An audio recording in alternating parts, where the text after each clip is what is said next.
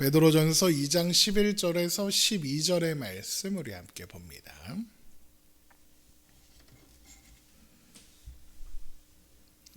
베드로전서 2장 11절에서 12절의 말씀. 베드로전서 2장 11절에서 12절입니다.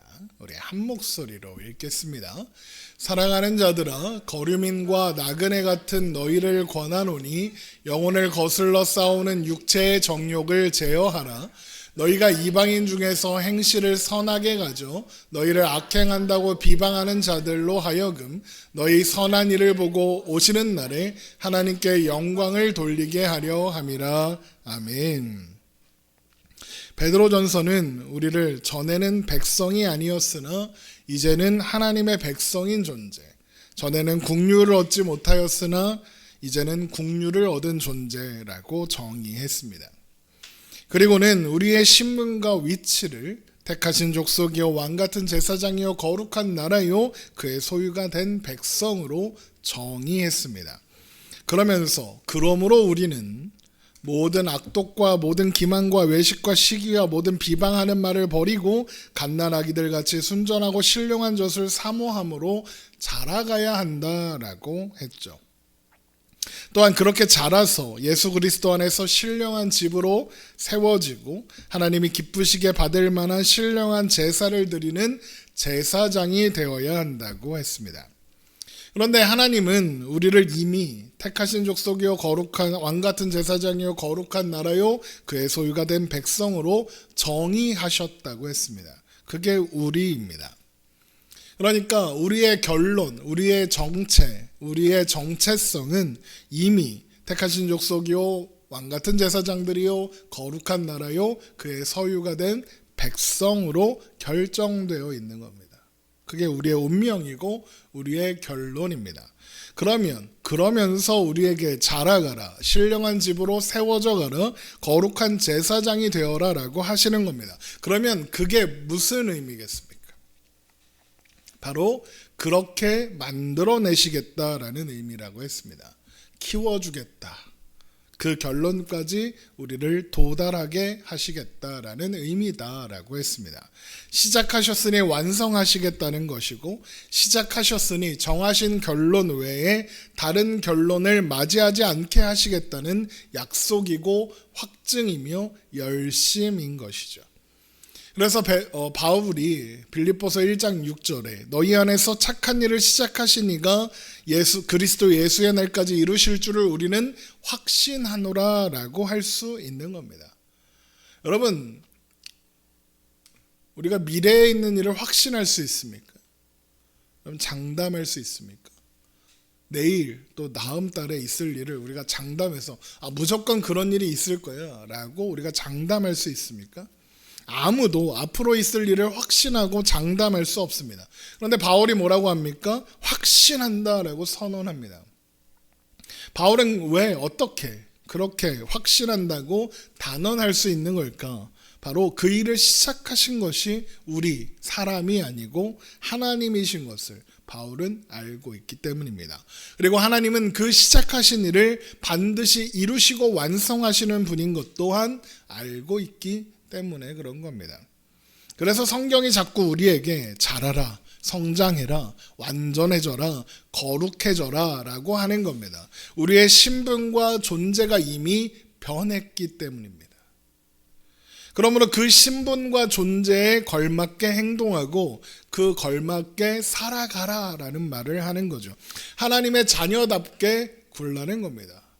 무슨 영화에 있는 대사처럼 신사답게 굴어 라고 하는 겁니다. 아무도 안 웃네.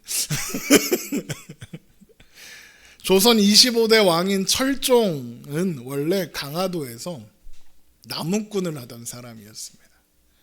그래서 강화도령이라는 별명으로 불렸다고 하죠. 그러니까 자기가 이씨기는 한데 왕족인 줄은 모르고 살았던 겁니다. 자기가 왕의 후예라고는 생각할 수도 없었대요. 왜? 방계라고 하는데 방계 중에서도 방계 아주 먼 후손이었대요. 그러니까 왕족인지도 모르고 그냥 시골에서 나무꾼 하면서 살았던 겁니다. 그래서 동네 좋아하던 처녀도 있고 막 그랬대요.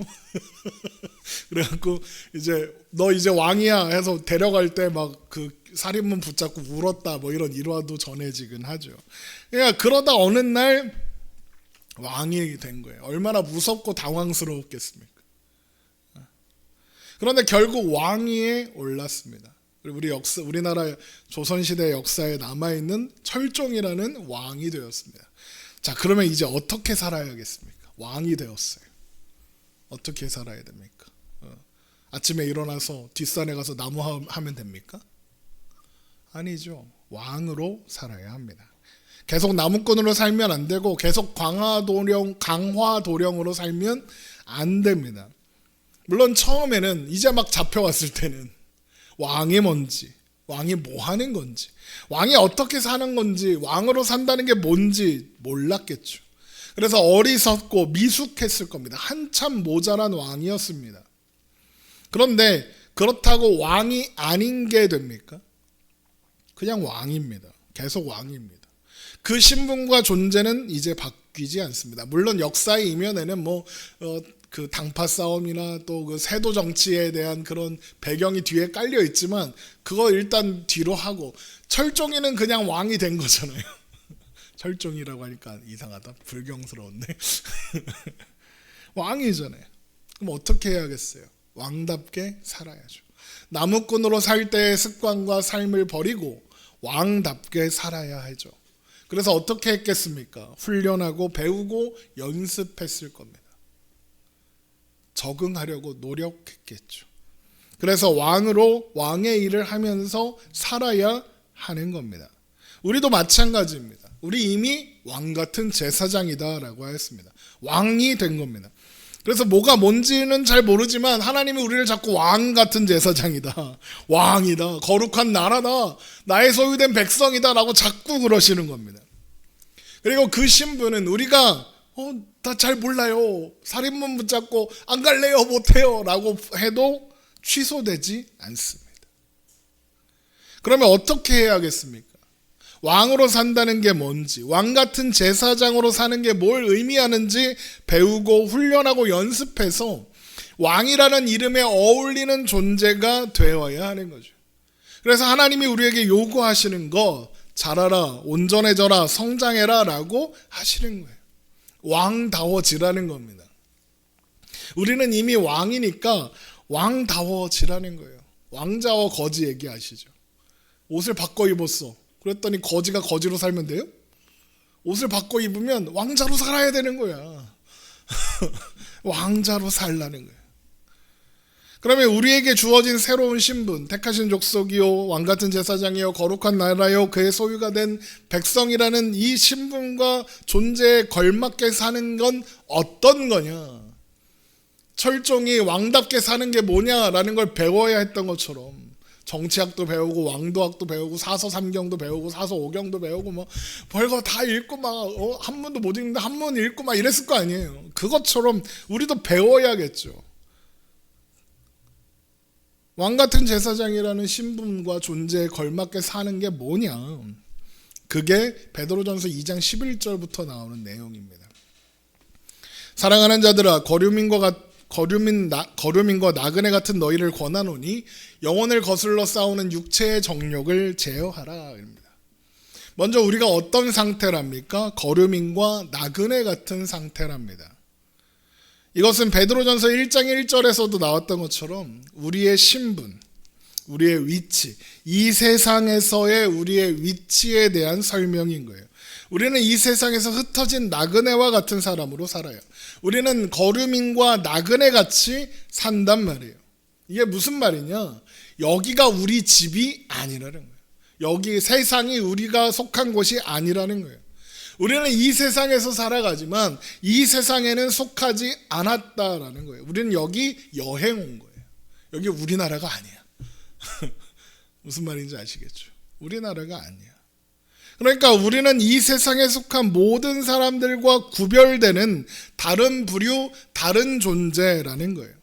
비록 우리가 이 세상에서 살아도 택하신 족속의 왕같은 제사장이요, 거룩한 나라요, 그의 소유가 된 백성, 된 우리는 이 세상과는 어울리지 않은 여행자에 불과하고 나그네에 불과하고, 그래서 이질적인 존재로 살 수밖에 없다는 거예요.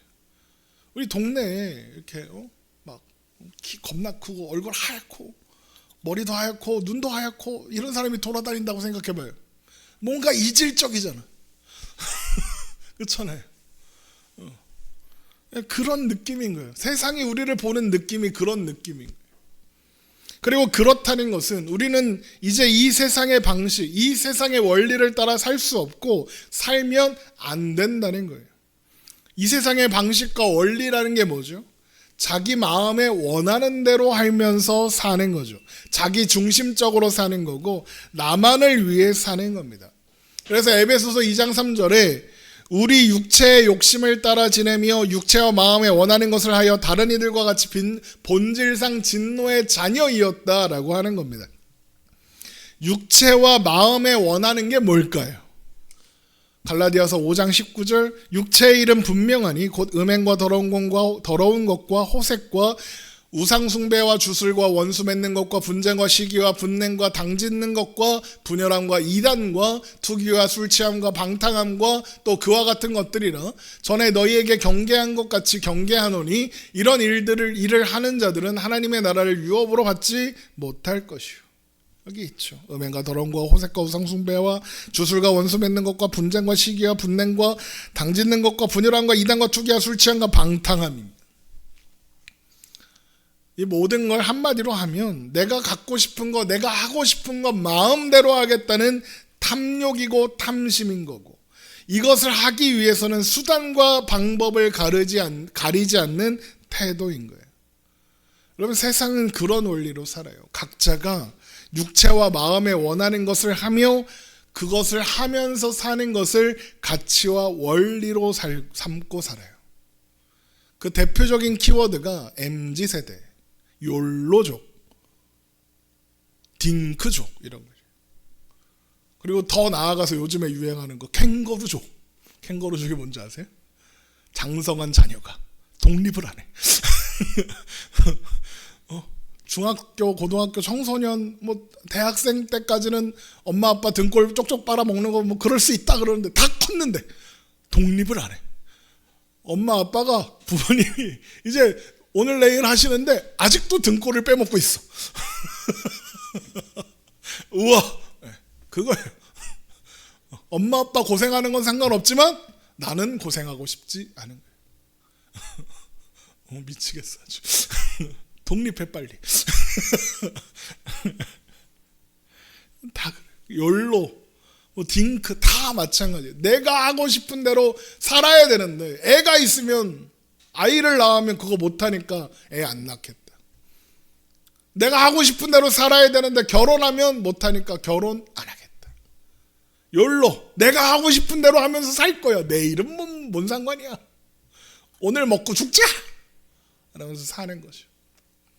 그 욜로라는 게 한창 유행했던 시절에 20대를 보낸 친구들이 지금 어떻게 사는지 아십니까?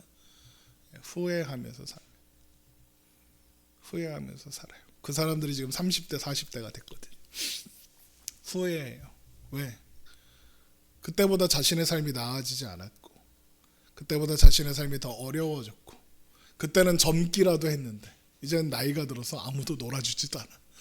그런데 돈도 없고 뭐 하는 것도 없고 집도 없고, 그래서 어떻게 해요? 엄마 아빠 등골 빼먹는 캥거루족이 되는 거예요. 세상의 원리가 다 육체와 마음에 원하는 것을 하며 사는 것을 가치와 원리로 삼고 살아요. 그래서 뭐든지 가지려고 혈안이 되어 있고 그것을 위해 서로를 경쟁하며 서로를 희생시켜요. 원하는 것을 얻기 위해서는 다른 사람을 얼마든지 밟고 올라서요. 다른 사람을 속이고 기만하고 깎아내려요. 나만 아니면 돼. 모두가 이기기 위해 살고 이기기 위해 경쟁해요. 그뿐입니까? 잠깐의 즐거움을 위해서 스스로를 망치는 온갖 행동들을 해요. 술, 담배, 마약, 온갖 음란한 것들까지 합니다. 매년 1월 1일 자정이 되면 그해 20살이 되는 청년들이 주민등록증을 이마에 붙이고 술집에 들어갑니다. 나이트 클럽에 갑니다. 모텔을 잡습니다. 결혼 전에 성관계하는 건 당연한 거고 몇 명하고 잤는지 자랑까지 합니다. 유튜브 한번 보세요. 얘네들이 제정신인가 모르겠어요. 자기가 여태까지 몇 명하고 잤는데 자랑을 해요. 어쩌라고. 근데 왜 그럴까요? 그게 세상의 원리고 가치예요. 세상은 그게 멋있다 그래요. 술 많이 마시는 게 멋있다 그래요. 담배 피는 게 멋있다 그래요. 자기 폐가 썩어가고 있고 자기 간이 썩어가고 있는지를 몰라요. 제가 요즘에 다이어트 하고 있거든요. 저는 뭐 술, 담배 안 하니까 마약도 안 하니까 괜찮을 줄 알았지. 근데 살이 쪄서 간을 공격한대.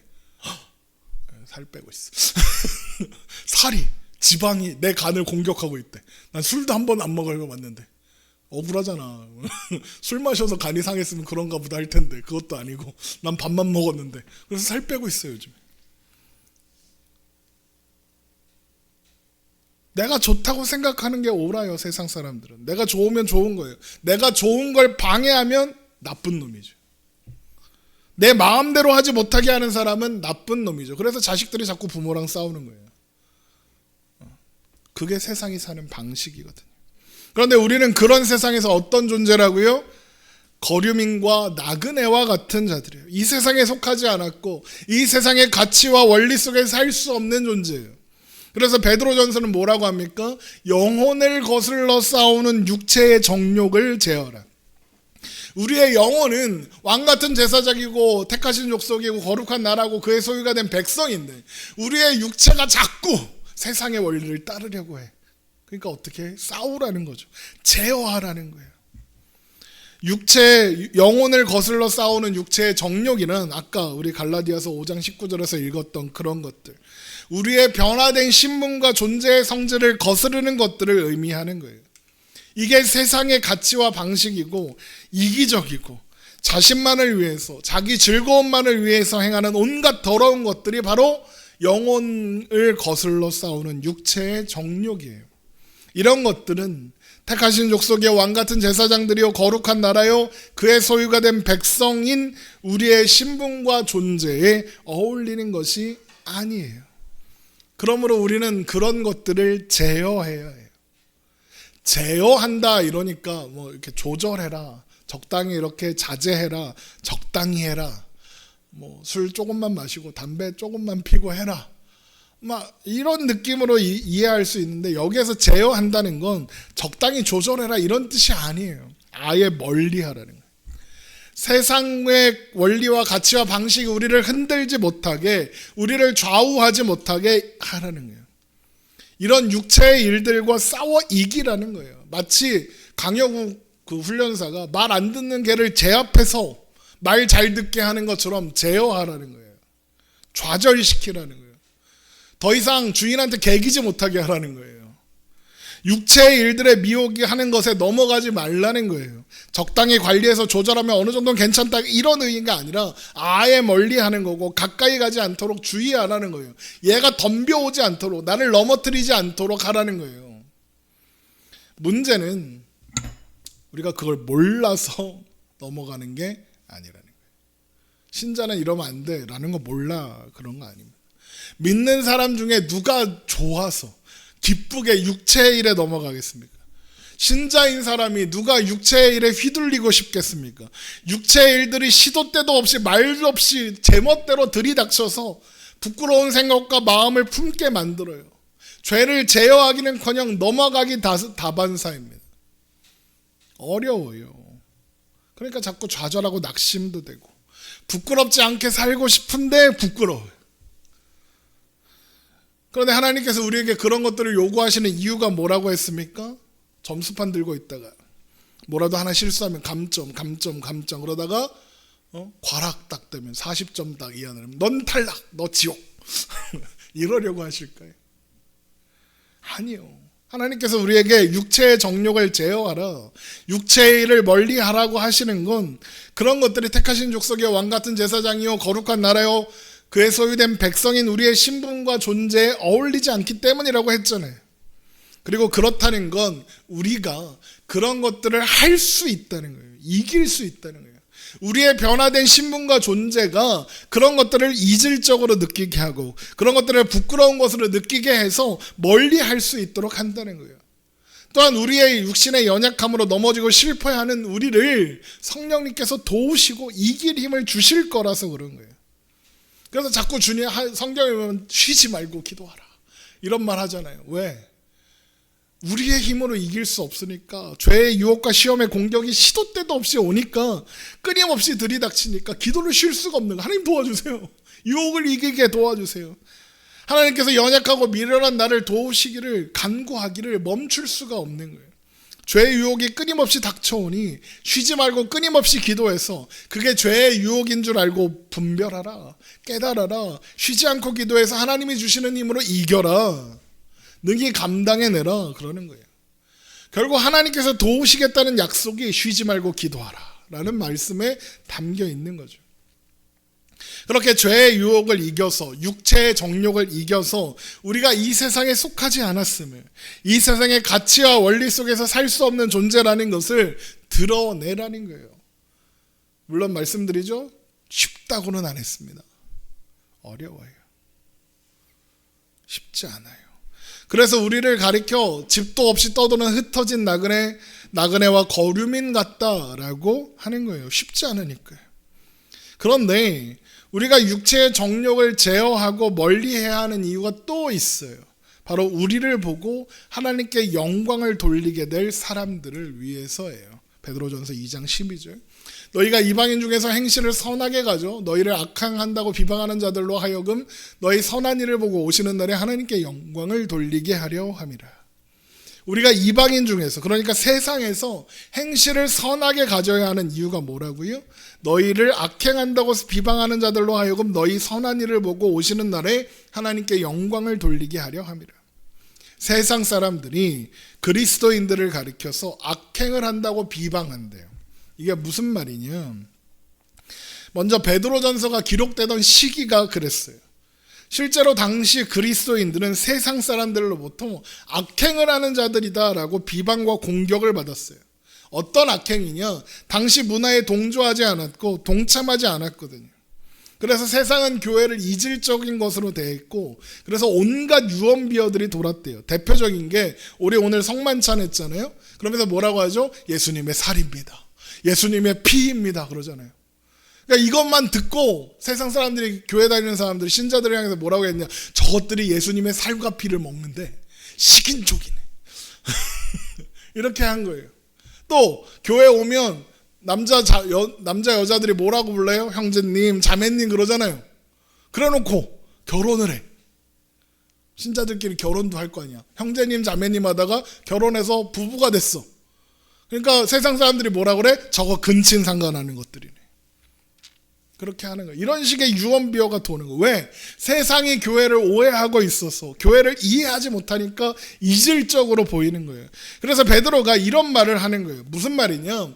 교회를 오해하고 있는 자들에게 여지를 주지 말라는 거예요. 그들이 자행하고 있는 악행을 멀리해서 그들과 구별된 사람인 걸 드러내고 오히려 악을 선으로 갚아 우리의 신분과 존재를 드러내라는 거예요. 세상이 하는 험담, 비방, 터무니없는 거짓말에도 불구하고 선한 일을 보이라는 거예요. 그래서 그들로 하여금 우리가 믿는 하나님, 우리와 함께 하시는 하나님을 알게 하여 그들도 우리와 동일한 은혜와 그 동일한 은혜를 경험할 수 있도록 도우라는 거예요. 여러분, 실제로 베드로전서가 기록되던 그 시기가 지나 서기 313년이 되면 기독교는 로마의 공인을 받아 국교가 돼요. 그래서 유럽이 다 기독교 국가인 거예요 지금. 그럼 어떻게 그렇게 될 수 있었을까? 온갖 오해와 비방 속에서도 교회가 자기 자리를 지켰기 때문에 그런 거예요. 예를 들면 이런 거예요. 로마에는 혼전순결이란 개념이 아예 없었대요. 그래서 무분별한 성관계가 귀족, 평민할 거 없이 횡행했대요. 남자랑 자는 거, 여자랑 자는 거 상관없어. 남자가 남자랑도 자고, 여자가 여자랑도 자고, 남자가 여자랑도 자고, 남자가 여러 명의 여자랑도 자고, 여자가 여러 명의 남자, 이 더러운 새끼들. 막 그렇게 하는 거예요. 그러면 어떤 일이 이어졌겠어요? 원치 않는 임신과 출산이 많았을 거예요. 그래서 무분별한 낙태가 자행됐고, 그러다 여성이 죽는 일도 다반사였대요. 그래서 낙태하면 죽으니까, 우리 오늘날처럼 깨끗하게 수술하는 것도 아니고 낙태하면 죽으니까 어떻게 하겠어요? 몰래 낳은 다음에 버리는 거예요. 영아 유기가 다반사로 일어났대요. 그런데 그렇게 버려진 아기들을 누가 데려다 키웠을까요? 교회가 데려다 키웠어요. 아무리 세상이 죄악으로 가득하고 양심이 없어도 그거 알 거 아니에요. 영아 유기가 잘못된 거라는 거 알 거 아니에요. 그런데 버리는 거예요. 그런데 교회가 그런 아기들을 데려다가 돌봐요. 교회는 뭔가 남달라 보였겠죠. 그런데 그렇게 버릴 때 그냥 버리지 않고 얘가 내 애라는 힌트를 하나 남기는 거예요. 예를 들면 단추 같은 걸 쪼개서, 옛날에는 단추를 보석으로 만들었으니까 그걸 쪼개서 하나는 애한테 놓고 하나는 내가 갖고 있어. 그런데 만약에 그렇게 태어난 아기가 교회에서 크고 있어. 그런데 만약에 그 집에 로마 그 귀족의 집에 후계자가 없어요. 그럼 어떻게 할까요? 교회를 찾아가는 거예요. 그 아이를 찾는 거예요. 내가 버렸던 그 아이. 그 아이를 찾아서 어떻게 해요? 후계자로 삼는 거예요. 그런데 그 아이가 어디서 자랐다고요? 교회에서. 신자들의 돌봄 속에서 믿음으로 자랐을 거 아니에요. 그러다 어느 날 귀족의 후계자가 되었어요. 그러면 어떻게 살까요? 로마 귀족으로 그냥 살까요? 아니요. 신자로 살겠죠. 그러면 그뿐이 아니에요. 로마 이 귀족놈들이 문란한 성생활을 하면서도 결혼할 때는 성생활 그런 거 안 한 사람하고 결혼하고 싶은 거예요. 그런 여인하고 결혼하고 싶은 거예요. 깨끗한 여인. 그런데 로마 여인 중에 그런 여인이 있어요? 없어요? 없어요. 다 그렇게 사니까. 자기들 문화는 자기들이 잘 알아요. 그런데 그런 로마에도 문란한 성생활을 하지 않은 것이 명백한 여인들과 남성들이 있는 곳이 있어요. 어디요? 교회예요. 그러니까 로마 귀족들이 결혼할 때 신자인 여성을 데려다가 결혼하는 거예요. 그러면 어떻게 됐겠어요? 그 여인의 손에서 자란 아이, 그 아이도 신자가 되고 그 결혼한 남편도 신자가 되는 일이 일어나는 거예요. 그러면 그 대표적인 인물이 서기 313년에 기독교를 공인하는 로마의 황제 콘스탄티누스 대제라고 부르는 그 사람이에요. 그의 어머니가 헬레나라는 여인인데 신자예요.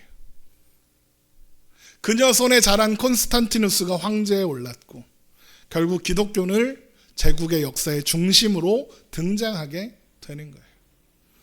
이런 모든 역사는 물론 하나님의 인도하심과 은혜의 결과지만 교회가 하나님의 말씀을 따라 자기 자리를 지키며 이방인 중에서 행실을 선하게 가져 신자들이 악행한다고 비방하는 자들로 하여금 선한 일을 볼 수 있게 했기 때문인 거예요. 어떤 선한 일을 보인 거죠?